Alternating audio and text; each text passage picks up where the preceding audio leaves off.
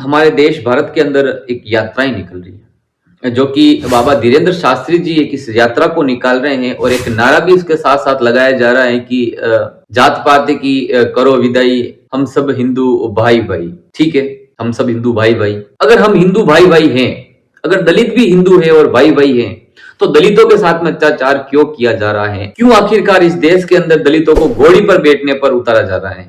क्यों आखिरकार इस देश के अंदर दलितों को मटकी को छूने से मारा जा रहा है? क्यों आखिरकार इस देश के अंदर दलितों को मूछे रखने पर मारा जा रहा है? क्या वो हिंदू नहीं है? क्या कारण है आखिरकार? और क्यों इस तरीके से इस यात्रा को निकाला जा रहा है?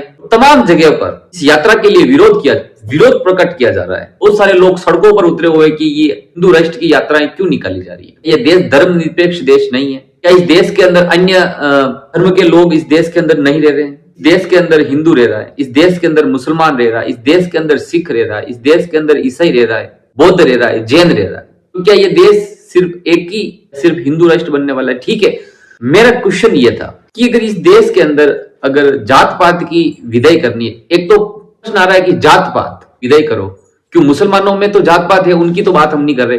जात पात की विदाई करने का मतलब कारण ही रहा कि देश में जो दलित है उनके जातियां बनाई हुई है, दलित, नीचा है, वगैरह वगैरह।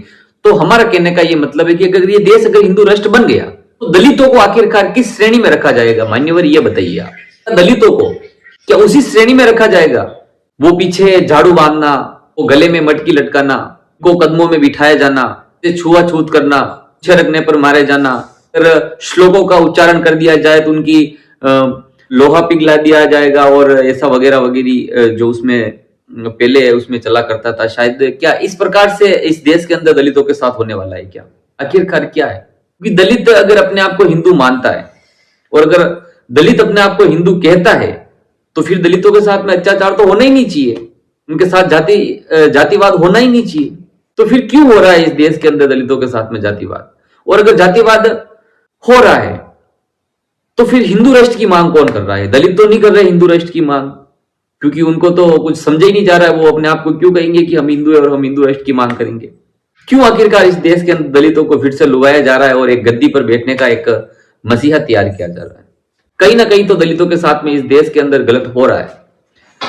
70 साल हो गए इस देश में संविधान लागू हुए, 70 साल, लेकिन हालत वही है दलितों की जो 70 साल से पहले इस संविधान लागू नहीं हुआ था उससे पहले थी।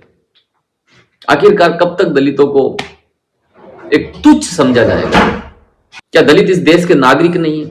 इतना पावरफुल संविधान होते हुए भी इस देश के अंदर फिर भी घोड़ी चढ़ने पर रोका जा रहा है, मूछे रखने पर वगैरह वगैरह, पेशाब तक भी लाया जा रहा है इस देश के अंदर। इस प्रकार की नीचता एक हरकत इस देश के अंदर दलितों के साथ में की गई है।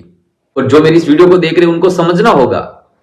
हालांकि मैं किसी का विरोध नहीं कर रहा हूं, या मैं विरोध प्रकट करने नहीं आया हूं इस वीडियो पे।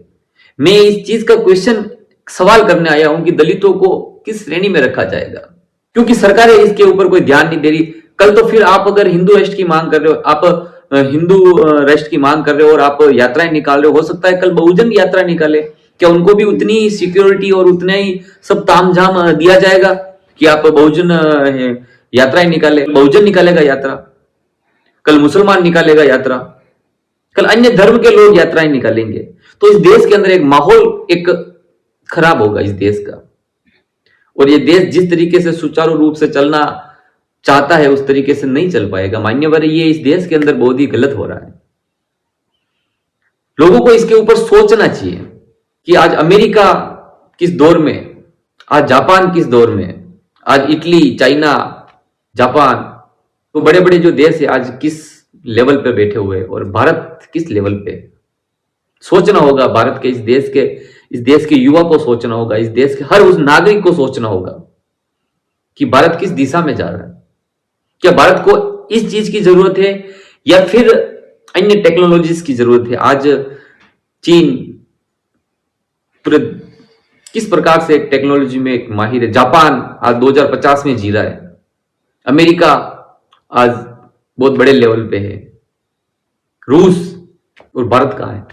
सोचना होगा हमारे देश के लोगों को, सोचना होगा, सोचने पर मजबूर होना होगा इस देश को कि आखिरकार भारत किस दिशा में जा रहा है। क्या है भारत के पास? खुद का कुछ नहीं है भारत के पास। हालांकि मैं निंदा नहीं कर रहा हमारा भारत के ऊपर कि भारत इस प्रकार से है, लेकिन सोचना होगा कि आज जिस तरीके से आज लोगों को नौकरियों की जरूरत है, लोगों को रोजगार की जरूरत है, लोगों को अन्य प्रकार की चीजों की जरूरत है, जिससे कि आज इस प्रकार के एक माहौल क्रिएटिविटीज करके इस देश के अंदर माहौल खराब करने की कोशिश की जा रही है। आज किस तरीके से इस देश के अंदर ये कुछ सब कुछ हो रहा है, सोचना होगा लोगों को। शायद यह देश बहुत बड़े माइनस में चला ना जाए, इसके लिए युवाओं को आवाज उठानी होगी। आज युवाओं को उस चीज के लिए सोचना होगा। आज कहाँ है लोगों के पास नौकरियां, कहाँ है, महंगाई इतनी हो गई है, वगैरह वगैरह बहुत सारी चीजें अगर बात की जाए तो बहुत सारी चीजें है इस देश में, लेकिन कहीं ना कहीं युवा भटक गए हैं, कहीं ना कहीं इस देश को भटकाया जा रहा है इन नेताओं के लिए, इन बाबाओं से। और बहुत सारे, मैं यूं नहीं कह रहा हूं कि बागेश्वर बाबा एक ढोंगी है, लेकिन बहुत सारे फ्रॉड इस देश के अंदर ढोंगी बाबाएं हैं जो अपनी छवि चमकाने के लिए कुछ भी कर सकते हैं। शायद सोचना होगा इस देश के लोगों को। मेरा वीडियो अगर आपको पसंद आए तो आप सब्सक्राइब करिएगा, शेयर करिएगा। धन्यवाद।